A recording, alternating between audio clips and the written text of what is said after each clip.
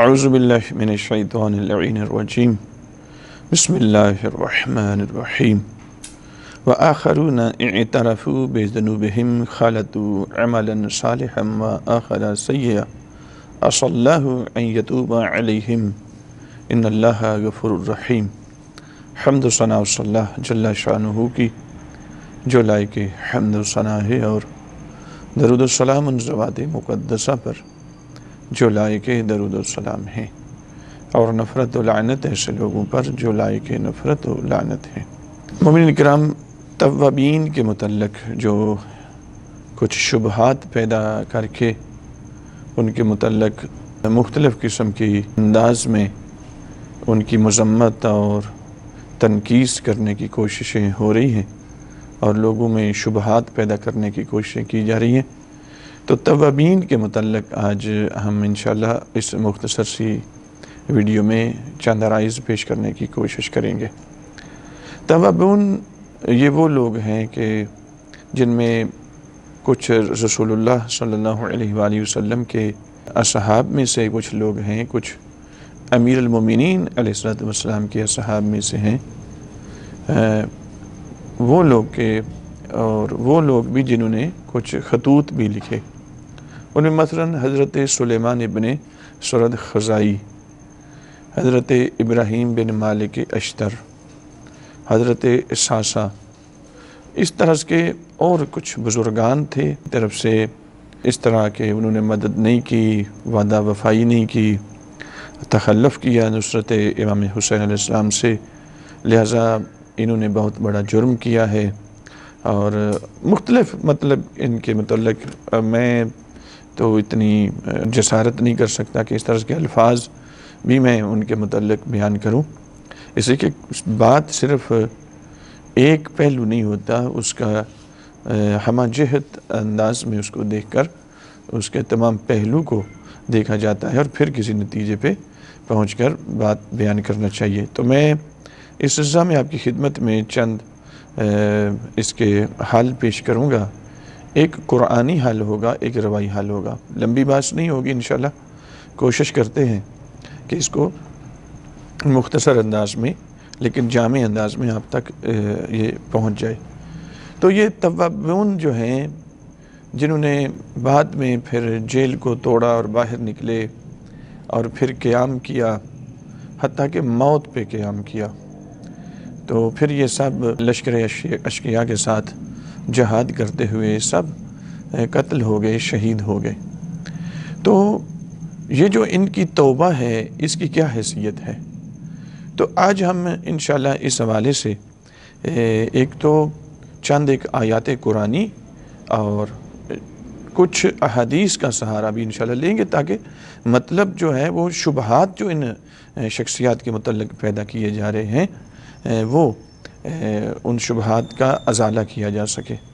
تو سب سے پہلے ہم دیکھتے ہیں کہ اگر مثلاً حضرت سلیمان ابن سرد خزائی وہ شخصیت ہیں کہ جو رسول اللہ کے بھی صحابی ہیں، امیر المومنین کے بھی صحابی ہیں، حتیٰ امیر المومنین علیہ السلام نے جتنے بھی جنگیں لڑی ہیں اپنی دور اقتدار میں، ان سب جنگوں میں یہ مولا متقیان کے ساتھ رہے ہیں۔ پھر اس کے بعد ظلم و بربریت بڑھتی گئی، اور جہاں پہ باقی لوگوں پہ ظلم ہوتے رہے، یہ بھی ظلم سہتے گئے۔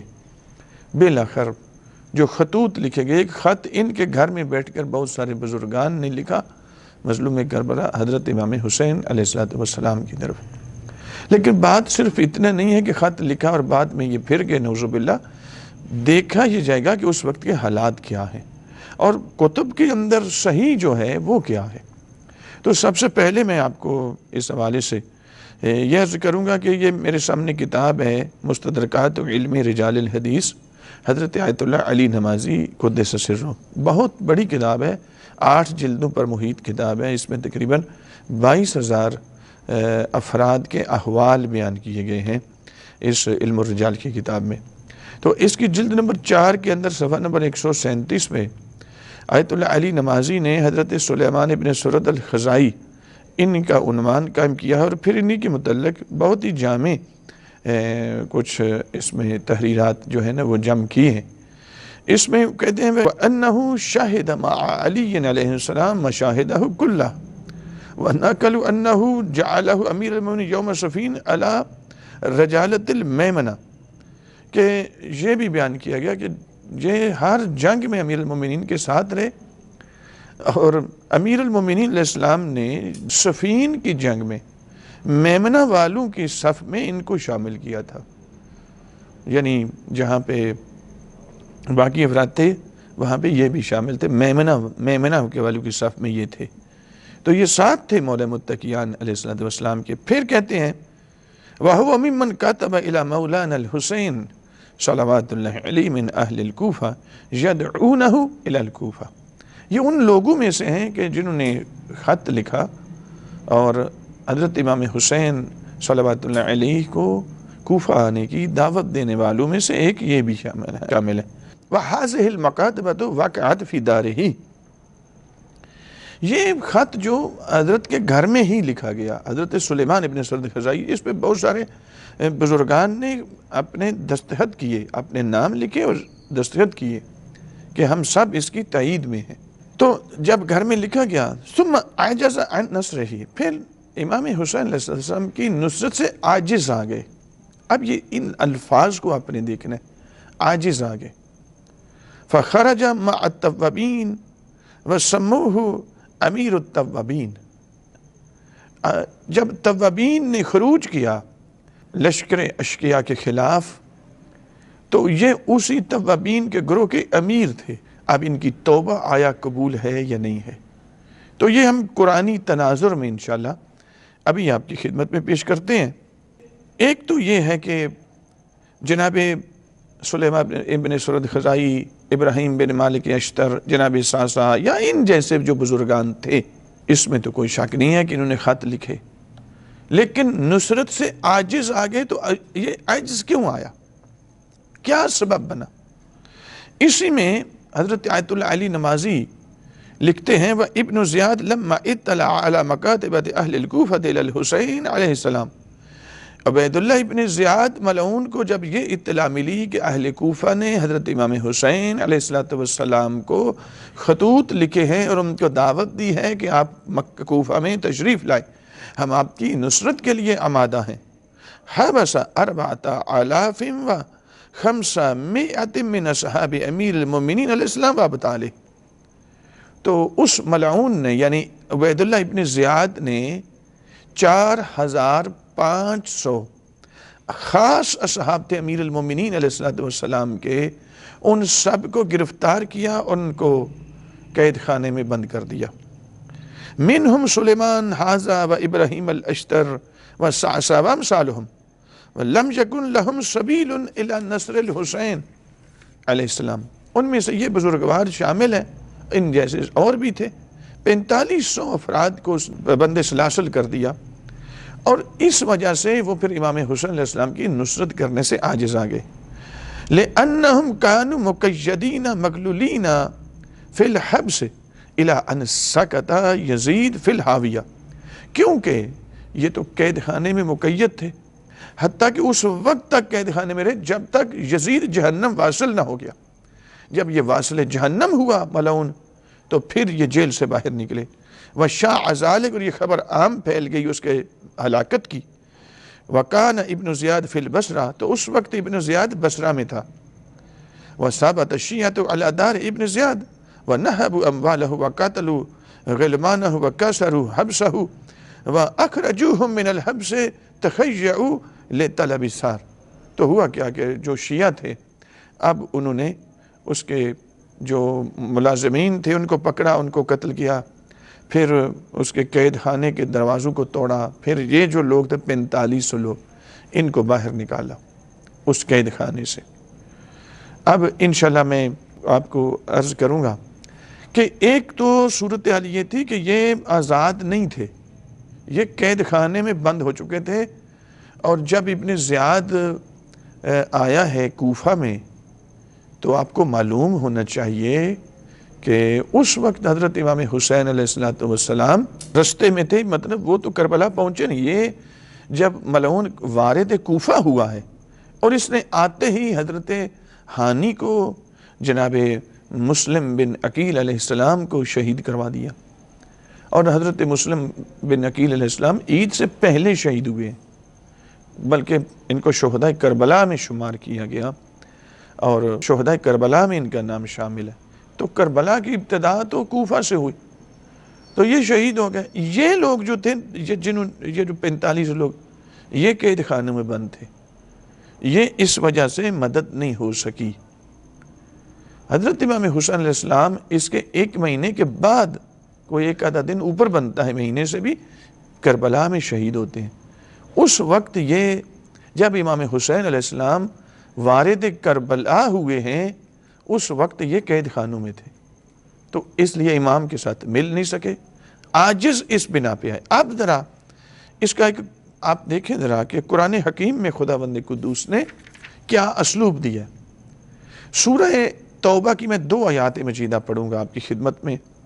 سورہ توبہ میں خداوند قدوس نے آیت نمبر 102 اور آیت نمبر 103، 2 آیات، وَآخَرُونَ اِعْتَرَفُوا بِذُنُوبِهِمْ خَلَطُوا عَمَلًا صَالِحًا وَآخَرَ سَيِّئًا عَسَى اللَّهُ أَن يَتُوبَ عَلَيْهِمْ إِنَّ اللَّهَ غَفُورٌ رَحِيمٌ۔ سورہ توبہ آیت نمبر 102، کہ کچھ وہ ہیں کہ جن نے اپنے گناہوں کا اعتراف کیا اور اپنے عمل صالح کو گناہوں کے ساتھ خلط کر دیا، قریب ہے کہ خدا ان کی توبہ کو قبول کر لے، اور خدا غفور بھی ہے، خدا رحیم بھی ہے۔ یہاں جناب آپ سورہ توبہ کی آیت نمبر 102، آیت نمبر 103، یہ دونوں آیات، ان آیات کا پس منظر کیا ہے؟ ان آیات کا پس منظر یہ ہے کہ جب جنگ تبوک پہ قافلہ جانے لگا تو کچھ لوگ اس جنگ میں شریک نہیں ہوئے، اپنی ایمانی کمزوری کی وجہ سے، ضعیف الایمان ہونے کی وجہ سے اس جنگ میں شریک نہیں ہوئے۔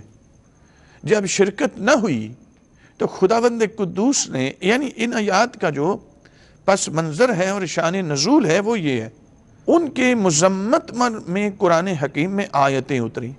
جب ان کو خبر ہوئی کہ ہماری اس عہد شکنی جو ہم نے رسول اللہ کے ساتھ عہد کیا ہوا تھا، ہم نے وہ توڑا ہے، تو اس پر مذمت ہماری ہو رہی ہے، اور قرآنی آیات بن کے قانون الہی کی شکل اختیار کر گئی، تو یہ نادم ہوئے، پشیمان ہوئے، مسجد نبوی میں آئے۔ مسجد نبوی میں آ کر مسجد نبوی کے ستونوں کے ساتھ انہوں نے اپنے آپ کو باندھ لیا، حتیٰ کہ اس قدر گریہ کیا کہ خداوند قدوس نے ان کی توبہ کی قبولیت کی سند عطا فرما دی۔ اور توبہ کی سند یہ کی کہ کچھ وہ ہیں جنہوں نے اپنے گناہوں کا اعتراف کر لیا اور اپنے عمل صالح کو عمل سیئہ کے ساتھ خلط کر دیا، لیکن قریب ہے کہ خدا ان کی توبہ کو قبول کر لے، اور خدا غفور بھی ہے، خدا رحیم بھی ہے۔ یہ آیت اتری، اب ان کی توبہ کی، ان کو بشارت دی گئی قبولیت توبہ کی۔ جب یہ بشارت دی گئی تو یہ لوگوں نے ان کو رسیوں سے وہ کھولا اور یہ گھروں میں گئے، جو کچھ اپنے گھر میں پڑا ہوا تھا اموال وہ رسول اللہ کے پاس سامنے لا کے رکھ دیا، حضور ہماری طرف سے یہ ہدیہ قبول کریں۔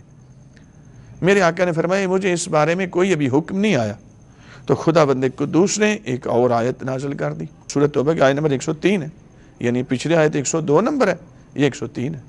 اس میں خدا فرماتا ہے خذ من اموالہم صدقہ، میرا حبیب یہ جو اموال دے رہے ہیں اس میں سے کچھ صدقہ لو، اور ان کے اموال میں سے تو طہرہم وتزکیہم بہا وصلی علیہم، اور ان کی تطہیر و تزکیہ کریں تاکہ ان کے اندر جو کمزوری تھی ایمان کی وہ اس دینے صدقہ زکوٰۃ دینے کی وجہ سے کمزوری ایمان دور ہو جائے، اور آئندہ کسی اس طرح کی بد عہدی اور عہد شکنی میں گرفتار نہ ہو جائے۔ اور خداوند قدوس انشاءاللہ ان پہ اپنی رحمتوں کا نزول کرنے والا ہے۔ یہ آیت نمبر 103 ہے۔ تو ذرا اس میں دیکھیں، یہ لوگ کسی نے روکا نہیں تھا، کسی کا ڈر نہیں تھا، انہیں جان بوجھ کر رسول اللہ سے تخلف کیا۔ اس کے باوجود جب توبہ کی ہے تو خدا نے توبہ کی سند عطا کر دی۔ اچھا یہ ایک بات ذہن میں رکھیں، یہ دونوں آیات صرف جنگ تبوک کے ساتھ مخصوص نہیں ہے، اس میں حکم عام ہے، اور یہ قرآن کا مسلمہ اصول ہے یہ، کہ یہ اصول قیامت تک چلے گا۔ لہذا انہوں نے جان بوجھ کر تخلف کیا، جنگ تبوک میں شامل نہیں ہوئے۔ جب جان بوجھ کے تخلف کیا پھر نادم ہوئے، اپنے آپ کو مسجد نبوی کے ستون سے باندھ دیا، توبہ کی، خدا نے توبہ کو قبول کر لیا۔ تو جو توابون ہیں یہ ان کا معاملہ ان سے بہت ہٹ کے ہے۔ وہ کیسے ہے؟ ہٹ کے اس طرح ہے کہ توابون جو تھے وہ جان بوجھ کے امام کی نصرت سے غافل نہیں ہوئے، بلکہ وہ عاجز آ گئے۔ کس بنا پہ؟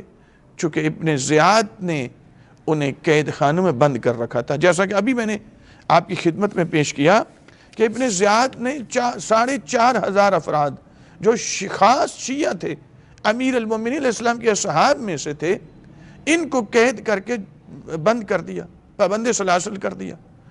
تو وہ جان بوجھ کے جو نہ جائیں، خدا ان کی توبہ کو قبول کر رہا ہے، تو یہ تو مجبور تھے۔ اور دوسری بات، اب جب یہ قید خانے سے باہر آئے، انہوں نے موت پہ عہد کیا کہ ہم حضرت امام حسین علیہ السلام سے شرمندہ ہیں، ہم رسول اللہ سے شرمندہ ہیں، ہم جناب فاطمہ الزہرا سلام اللہ علیہا سے، امیر المومنین علیہ السلام، حضرت امام حسن مجتبی علیہ السلام، خود مظلوم کربلا سے ہم شرمندہ ہیں، اب ہمیں زندگی نہیں چاہیے۔ حضرت سلیمان ابن سرد خزائی اس وقت 93 سال کی سن مبارک تھا حضرت کا، یہ رسول اللہ کے صحابی ہیں، اور باقی جو بزرگان تھے وہ سب موت پہ انہوں نے عہد کیا اور یہ نکل پڑے، کہا کہ زندہ واپس نہیں آنا، مرنا ہے اور مارنا ہے، بس قاتلان امام حسین علیہ السلام کو مارنا ہے۔ اپنے مولا کے ساتھ اس طرح سے نہیں ہم سے ہو سکا، کیوں؟ وہ بھی عاجزی کی، عاجز آنے کی وجہ سے، جان بوجھ کر نہیں۔ بہرحال چلیں، انہوں نے توبہ کی۔ علامہ مکانی نے رجال امام مکانی کے اندر ان روایات کو نقل کیا ہے۔ حضرت آیت اللہ علی نمازی نے مستدرکات علم رجال الحدیث جلد نمبر 4 صفحہ نمبر 138 کے اندر یہ روایت نقل کی ہے کہ بقوا یقاتلون 7 ایام، لشکر اشقیاء کے ساتھ 7 دن تک یہ قتال کرتے رہے۔ وقتل اصحاب سلیمان، حتیٰ کہ حضرت سلیمان ابن سرد خزائی کے اصحاب شہید کر دیے گئے۔ ادا 27 رجلا مسخنین بالجراح المفرط، کہا کہ ان میں سے صرف 27 افراد بچے، لیکن وہ شدید زخمی تھے، خون سے آلودہ پڑے ہوئے ہیں اور شدید زخمی تھے۔ 27 افراد، باقی سب شہید ہو گئے۔ فالتمسوا منہ الفرار، وہ جو 26 افراد تھے انہوں نے حضرت سلیمان ابن سرد خزائی، ان زخمیوں میں یہ بھی شامل ہے۔ تو 26 افراد نے کہا کہ حضرت اگر کہیں تو ہم تھوڑا سا پیچھے ہٹ جائیں، میدان سے پیچھے رخ کر لیں، فرار کر لیں، یعنی میدان چھوڑ دیں۔ فَأَبَا إِلَّا الْقِتَالَ حَتَّى يُقْتَلَ، تو حضرت سلیمان ابن سرد خزائی نے کہا کہ نہیں، ہم توبہ کامل کرنا چاہتے ہیں، ہمیں اب زندگی کی ضرورت نہیں ہے۔ تو انہوں نے میدان چھوڑنے سے انکار کیا، کہ فرمایا نہیں، ہم قتال کریں گے حتیٰ کہ ہم ان کو قتل کریں، یہ ہمیں قتل کریں۔ وَيُلْقِ اللَّهُ وَرَسُولَهُ وَهُمَا رَاضِيَانِ عَنْهُ، اور ہم اللہ اور رسول اللہ سے اس حالت میں ملاقات کریں کہ وہ خدا بھی ہم سے راضی ہو، رسول اللہ بھی ہم سے راضی ہو۔ کہتے ہیں کہ 8ویں شب تھی، 7 دن تو مسلسل مطلب جنگ ہوتی رہی، یہ زخمی ہو گئے۔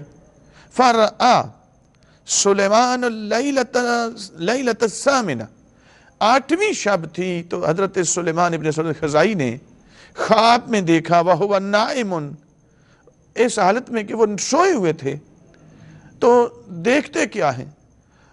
فَرَآ خدیجۃ الکبریٰ وفاطمۃ الزہرا والحسن والحسین علیہم السلام، تو خواب میں دیکھا کہ جناب خدیجۃ الکبریٰ صلوات اللہ علیہا، جناب زہرہ مرضیہ صلوات اللہ علیہا، حضرت امام حسن مجتبی، حضرت امام حسین علیہم السلام، یہ ہستیاں ان کے خواب میں آئیں. فقالت لہ خدیجہ، تو سلیمان ابن سرد خزائی کو جناب خدیجہ صلوات اللہ علیہ نے فرمایا شکر اللہ سعیک یا سلیمان والے اخوانک، اے سلیمان اللہ تیرا مشکور ہے. یہ بی بی جنت چھوڑ کے خواب میں آ کے اس کو بتا رہی ہیں خدا تیرا مشکور ہے، تیرے سائی کا، تیرے اخوان، تیرے بھائی جو شہید ہو گئے ہیں، تم سب کا خدا مشکور ہے. فَإِنَّكُمْ مَعَنَا يَوْمَ الْقِيَامَةِ، اے سلیمان میں تجھے اپنی بیٹی فاطمہ الزہرا صلوات اللہ علیہا اور اپنے بیٹے حسن مجتبیٰ علیہ السلام، اپنے بیٹے حسین مظلوم کربلا علیہ السلام کے ساتھ میں تجھے بشارت دینے آئی ہوں کہ تو قیامت کے دن جہاں ہم ہوں گے ہمارے ساتھ تم بھی ہوگے. فَإِنَّكُمْ مَعَنَا، یعنی یہ جو جتنے لوگ شہید ہوئے سب کی بات ہے، سب کی بات ہے. فَإِنَّكُمْ مَعَنَا يَوْمَ الْقِيَامَةِ وَقَالُوا بِهِ أَبْشِرْ فَأَنْتَ عِنْدَنَا غَدًا عِنْدَ الزَّوَالِ. تو ان ہستیوں نے کہا اے سلیمان تجھے بھی بشارت ہو، کل صبح تم بھی ہمارے پاس پہنچ چکے ہوگے. میرے سامعین گرامی غور کریں، کن ہستیوں نے خواب میں آ کر ان کی توبہ کی قبولیت کی صرف بشارت نہیں دی، جنت میں ان کا مقام بھی بتا دیا کہ تم کہاں پہ ہوگے. غور کریں، جہاں جناب خدیجۃ الکبریٰ صلوات اللہ علیہا، جہاں امام حسن مجتبیٰ، جہاں امام حسین علیہ السلام، یہ ہستیاں جاؤں گی وہاں یہ توابون ہوں گے انشاءاللہ.